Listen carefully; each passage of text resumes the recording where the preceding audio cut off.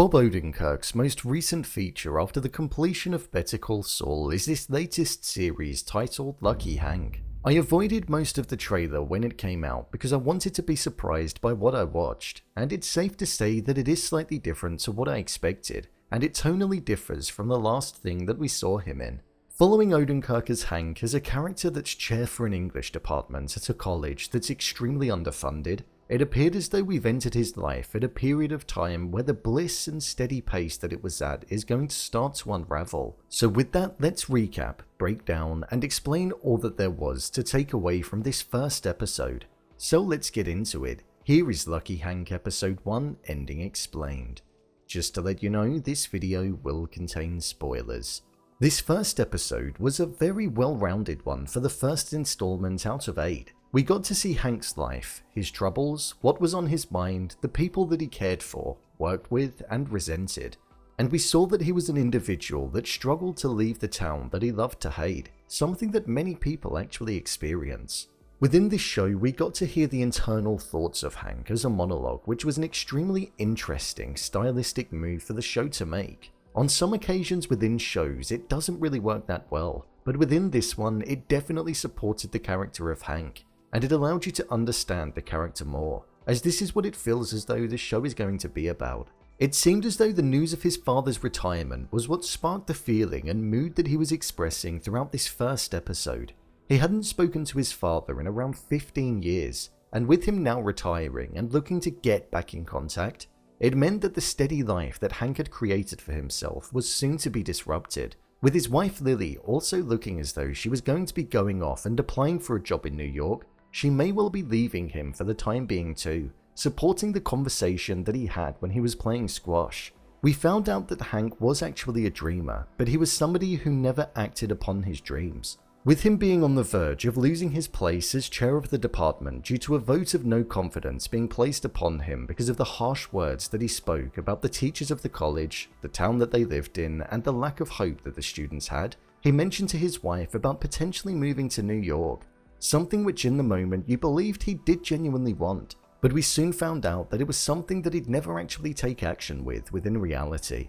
His wife Lily said how for some reason it seemed as though he's never going to be able to leave the town despite the fact that he hates it, and that it has a hold on him that she'll never understand. This is what differs between the couple.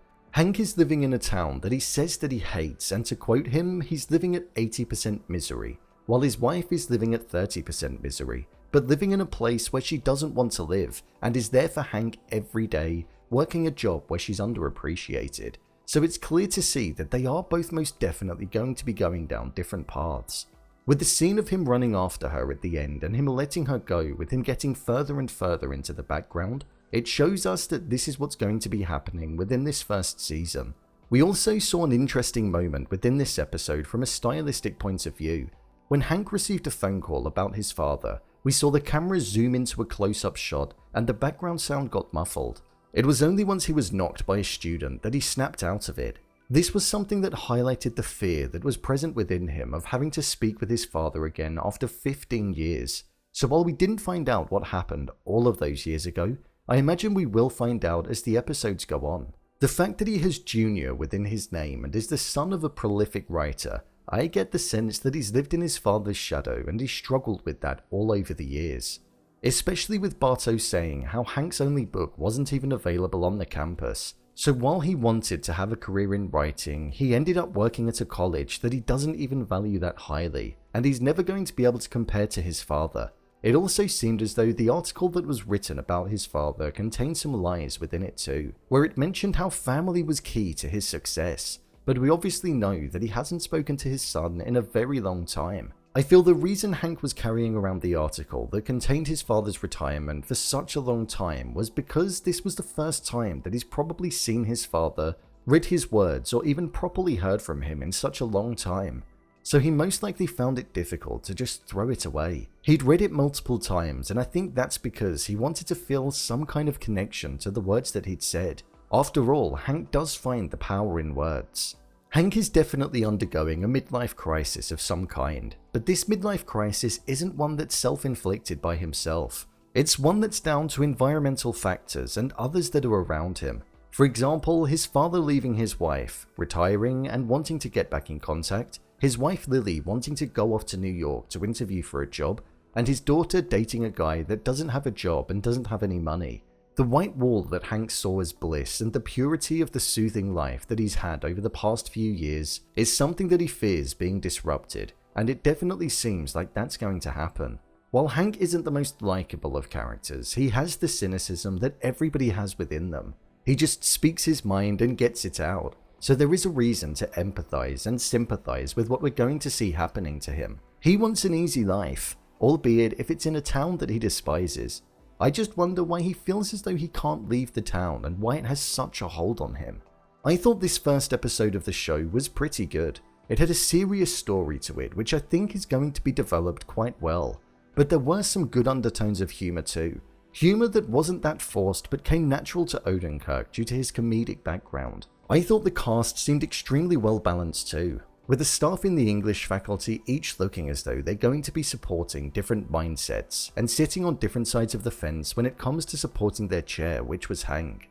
I think due to the comedy that's embedded within it, I think it's going to take a little while longer to fully get into it. I find that with comedy series. If it was a straight out drama, I'd most likely be invested early on. But this is quite different, being able to hear inside of his mind, there being nuanced jokes and their cynical look on the world. I think it's going to take a couple of episodes to fully get on board with it. Odenkirk as Hank is definitely the person that steals the show. It's so good to see him back on screen in a regular show, and within one that has some real good potential. It's a different side to Odenkirk. Most of us know him as the happy-go-lucky Saul Goodman from Breaking Bad and Better Call Saul, but this role from the off showed us somebody with a dark mindset, and somebody who feared a future that was on the verge of changing and being out of control. Obviously, Oscar Nunez from The Office was within it too, and then when I saw who produced the show, it all made sense. So it was good to see him pop up on screen for the first time in a long while. I'm looking forward to seeing how the show is going to progress over the 8 episodes, and if Hank will be able to leave the town that he loves to hate.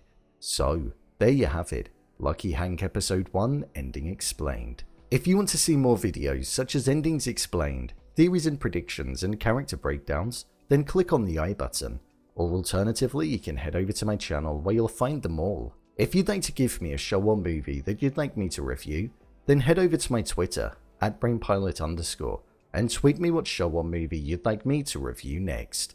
And finally, if you'd like to see what I rate the latest movies that don't quite make the cut to getting a dedicated video, then head over to my Letterboxd profile. It's where I rate the latest releases in real time. What did you think of this first episode? Leave a comment down below, and don't forget to subscribe. I'll see you next time.